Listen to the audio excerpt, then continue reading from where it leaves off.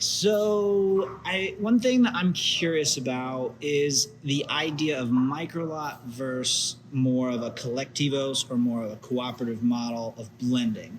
Everyone in the States, even with the convoluted term single origin, we talk a lot about microlots, and you look at some of these big roasters, especially like more well names, maybe people who like were in barista championships or whatever. They have all these microlots, single farmer lots, and I think this starts to present a difficult consumerism and really understanding the nuance of coffee for a lot of consumers because not fully understanding the complexity of the fact that there's over 20 million farmers, most of which have 2 to 4 hectares.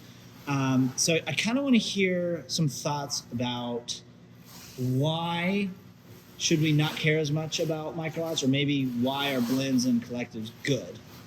Yeah, so I guess the idea of this microlot came from the idea that so there's this massive blend. It's got all these farmers' coffees in it. It has different quality levels. Inevitably, are going to go into it. So if we can pick out the best ones or the ones that we think are the most desirable for whatever reason, then it's going to be a better quality. But this is an implication and may not necessarily be the case. Like if there's an 85-point microlot or an 85-point blend, why is the microlot have a higher price? Yeah, because this might be the case. Maybe there's some very unique special flavors or something that we want to keep them apart to enjoy them for what they are, rather than like I don't know, like a nice steak versus fried rice or something. There's a bunch of different stuff. But at the same time, the fact that we're keeping a lot separate, moving a small lot, is much more expensive. So if we're going to send one container with one blend in it or one container with 25 small microlots in it, with the microlots, it's going to be a much, much higher administrative cost. Just keeping track of all these things, printing all the bags separately and this kind of stuff. And there's this another, like, I guess, assumption or implication that having a farmer having their coffee separate with their name on the bag is better. But this is inevitably a more inefficient process. So what the farmer is going to get paid for it, like, so what a roaster is going to pay for the microlot versus what the farmer is getting paid for it, it's going to be a lower ratio.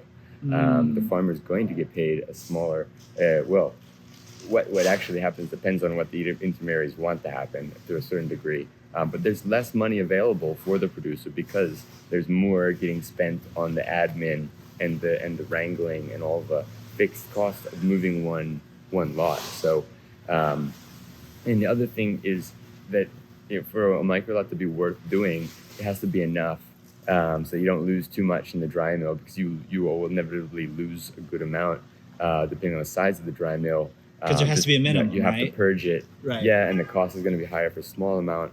And if we're talking about like really, really tiny farmers who are going to make like 1/2 of a bag between them, then there really is no way to get in this microlot market that's desirable for whatever reason. So in those cases, like we were talking yesterday with the Asís NASA Indigenous group in Gaitania, a lot of these farmers, they couldn't even make one bag in a season, or maybe they'll make like 5 bags in a season, which that'd be okay as a microlot. But the thing is, it will take them 3 or 4 months to get 5 bags together, and they need to get paid as soon as periodically throughout the harvest. So who's going to sit on it and just have their money tied up in a warehouse waiting to see what happens with the moisture? So they really don't have that option. They just have to sell a little bit, and it has to go into blend no matter what. But then, so what if there are all these different very small farmers who are also making the quality that would be considered good enough to be in a microlot, but just for logistical reasons, because of the size of the farm, they can't do it. If you just put them together, the quality is just as good, but because it's a blend, is it fair that the price has to be lower, that those farmers who just are small have to earn less than one that's maybe a bit larger and can do a 5-bag lot in 3 weeks? So this is where it gets kind of tricky. And I think the other thing is, when we're talking about like collective groups or co-ops and more collectivist societies like the indigenous, changing, giving some the ability to be in a market as their own in an individualistic way, versus going together putting their quality together, reducing the risk together. Muchas gracias. This could be upsetting to like the community dynamic, that some have more than others, some are better than others, whereas the work is the same. The work that everyone does is the same. People work together as a team, and just for arbitrary environmental reasons or whatever, some do better than others. This will generate like, a certain level of inequality that by some philosophies is healthy, but for a lot of these more collectivist societies could be disruptive and upsetting to the community dynamic.